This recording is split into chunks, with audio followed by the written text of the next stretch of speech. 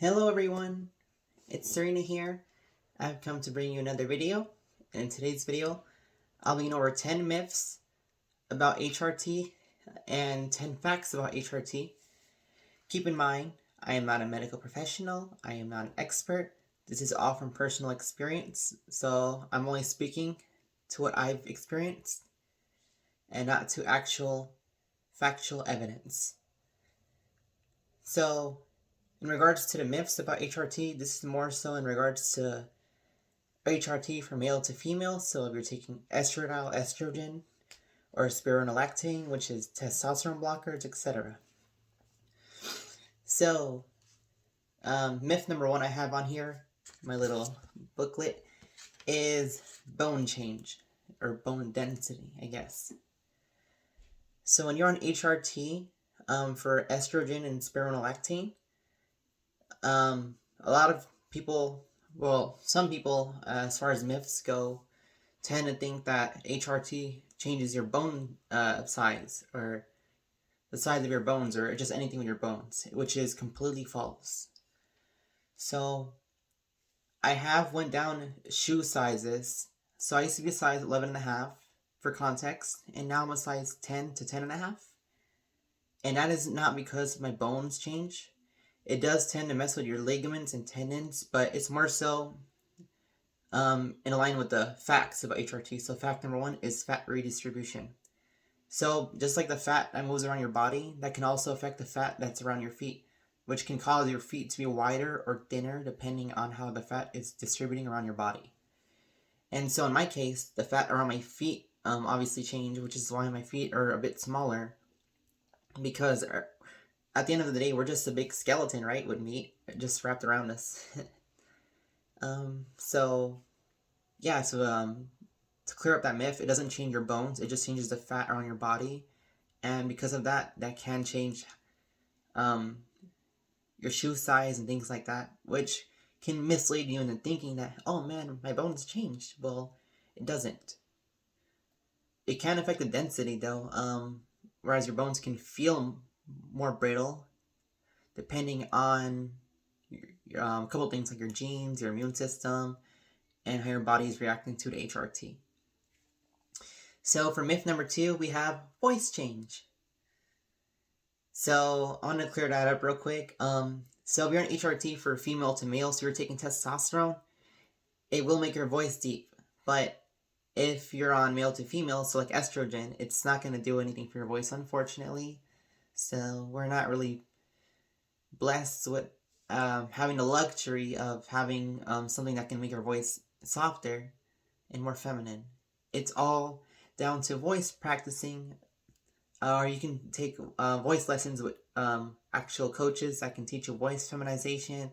There's videos on YouTube, and it's all about just practicing that every day and be consistent.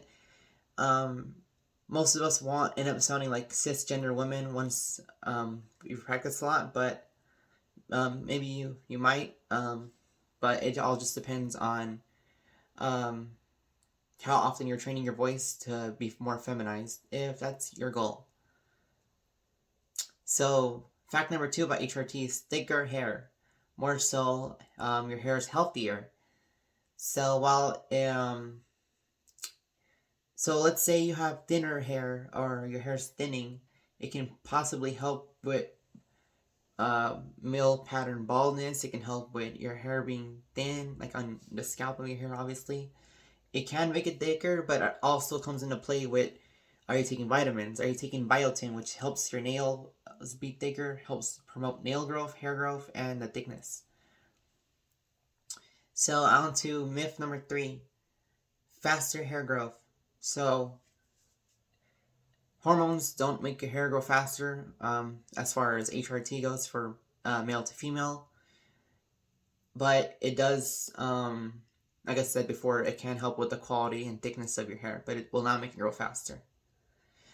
Okay, so fact number three about HRT for male to female. So it does thin your body hair. So your body hair will get thinner over time, so it'll be easier to shave it. And it won't be as noticeable if you have stubble or leg hair or arm hair. So it'll be thinner, and not as noticeable.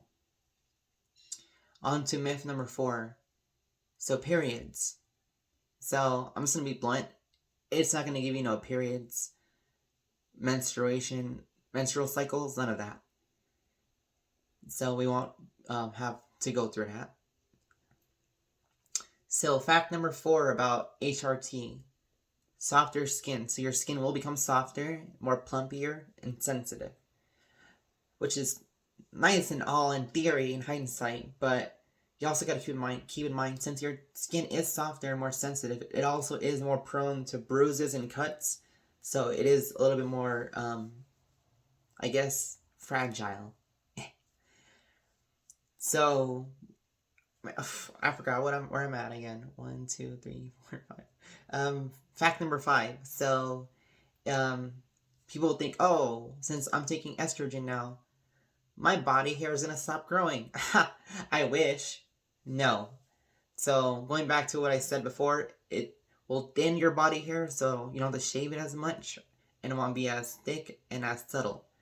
But it will not stop your body hair from growing at all, because hair grows all over our bodies and also on genes. So if your family is very hairy, you'll probably still have a lot of hair, but it's thinner and not as noticeable. So fact number, I think I'm on 5, 6. I don't remember. So just like fat redistribution, male, the structure of the male face is more angular, more broad. Oh my god. So for females, their face is more round, more soft looking. So on estrogen, HRT, your face will begin to look more soft, more plumpy, more round. So you're going to have a more rounder face instead of a more angular face, more square looking face. So it does make your face a little bit more round. Okay. Myth number 6, I think. Yeah. So instant breast. So no, obviously, no, we're not going to get breasts right away. Nothing's going to happen overnight. And most transgender women will probably only ever end up going to a cup size A or B on the hormones alone. So most people end up going with a breast augmentation, but no, it won't make your badongas ginormous. Unfortunately, it'll only go up to a certain size. It takes about 2 to 3 years for them to completely develop, as much as the hormones will get it to. So fact number where am I at? Fact number 7. So or 6.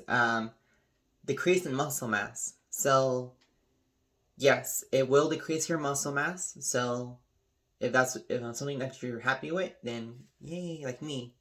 I used to be a little bit more muscular, but my muscle mass has decreased. But that also plays to a part if you're working out still. So if you're still working out, if you're like kind of stocky and built before you're taking HRT, you'll probably still be pretty stocky.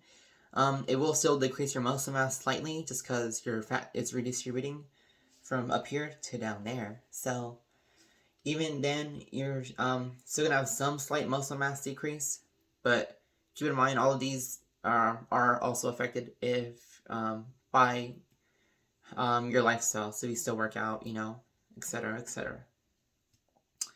So I'm losing my train of thought again. So myth number 7, big butt, a BBL, Brazilian butt lift. So no, it's not gonna make your butt like huge. Like you're not gonna have like an ass like dang. No. So your butt will get bigger because of the fat redistribution, but don't expect it to get ginormous or anything. Remember too, that also plays into a part with genes. If you have big booties in your family, then sure. But other than that, don't expect like to have a butt that's like taking up 2 freaking parts of the couch. Also keep in mind too, like squats also play a part into that. So if you want to have a big butt, just keep on working for it. Where am I at? Fact number 7, breast growth. So I know I said your breasts aren't gonna like be like huge, like size D's, double D's, or anything, but your breasts are still gonna grow. Going back into what I was saying earlier, they'll still grow only up to a certain size because of genes and just the hormones on how much they will affect your body. Okay, so myth number 8. So smaller waist. Excuse me. So smaller waist. So you're not gonna have like no Barbie waist or anything like that. Again, it also has to come into play with working out. So don't expect to have like an hourglass figure just because you're taking hormones now, like HRT for estrogen, male to female. But smaller waist, you can get things like a waist trainer. I have a waist trainer. Working out again, cardio. So all of those things will help you get a smaller waist, but don't expect the hormones to give you a smaller waist. Okay. So fact number 8, weaker. So I have felt the effects of this, but it's also because I don't really work out as much anymore either. So bear that in mind. But male to female estrogen, since the muscle mass is decreasing, you are also just a bit weaker than you were before. Even if you do work out, I have heard that that even if you still work out, you are still a bit weaker than you were before. Just because of a lot of factors in a play with your whole I guess like your physiology and everything, like your muscle mass and everything, your bone density, it's still gonna be slightly weaker. So just expect to be just a bit weaker. It'll only be really noticeable if you're like going from like working out to not working out anymore, plus taking the hormones like myself. But it will make you slightly weaker. So myth number 9, weight loss. So if you have any sudden weight loss, that's probably not because of the hormones. Maybe because of your diets and your lifestyle. Again, going back into how you're going about your day-to-day routines. So bear that in mind. I have lost weight, but it's because I'm using a waist trainer. I'm still very active, and I'm making sure to keep up my metabolism by eating every 2.5 to 3 hours. If you only eat like once a day, even though it sounds weird, you can actually gain weight that way because your body is storing up fat, so it won't starve itself. So if you're trying to lose weight, make sure to keep eating something every 2.5 to 3 hours. It doesn't have to be like a big meal. Just make sure it's something to fill up your stomach for those 2.5 to 3 hours, just so you can keep your metabolism going. So going into fact number 9, emotional changes. So mood swings. So, rawr, feisty. Yes, you can get mood swings. A lot of factors go into that, but hormonal imbalance is one of them. And bear in mind, this is like you going through a second puberty a second time. So this is like puberty all over again. So you will have mood swings. A lot of factors will play into it. Your dosage. If your dosage is too high, you could get really bad mood swings, like being very irritable, cranky all the time. Also because maybe you haven't ate nothing, like me. You know that saying, the Snickers commercial, you're not you when you're hungry, Snickers. But yes, so a lot of factors in play with mood swings, and you can become sad, emotional, irritable. Also I've noticed that like I'm more like in touch with my feelings. So like if I'm watching something sad, I'll cry about it. Whereas before I would have just been like, man, that's so sad. Well, it's like, that's crazy because I'll cry about everything. I'm a crybaby. But just wanted to clear that up. So last myth that I have on here. So myth number 10, makes you into a woman. It makes you a woman. Wrong. So if you're a transgender woman, you don't need to take hormones. You don't need to do a surgery to identify as a woman and be the woman that you've always been. So bear that in mind. Some people aren't able to take the hormones because of medical reasons, or the surgeries, maybe because they don't want to or because they can't afford it. Just bear in mind, you're always a woman in my eyes and in your eyes. And if you've always been a woman, then you'll always be a woman. So don't ever think that, oh, I need hormones and the surgeries to make me a woman. You're already a woman. So always remember that. Okay, so on to my last fact of HRT. ED. So ED, I have to address the big elephant in the room. So yes, you will have erectile dysfunctions. So So, like for me, yay, that's good for me because I don't like having little Johnny down there working. I like it to not work because I don't want it there, you know? But yes, you will have erectile dysfunctions. Um, I can't speak from experience as far as like how it is after you have the surgery, the bottom surgery, because I haven't had the bottom surgery yet. But I will have. I'm planning on having it at the end of this year. But as of right now, yes, it will give you erectile dysfunctions and make you want to be less sexually active. So that's all I have in here for today in my pamphlet. So those were 10 myths about HRT from male to female and 10 facts about HRT from male to female. And again, like I said, I'm no medical professional. This is all from experience. So what did you guys think about those myths and those facts about HRT? Did you find them interesting? Did you find them informative, educational? Let me know in the comment section below. And let me know if you want to see more videos like this in the future. And I'll be sure to keep you up to date on my transition and my hormone HRT journey. I've been Serena, and I hope you all have a good day. Bye!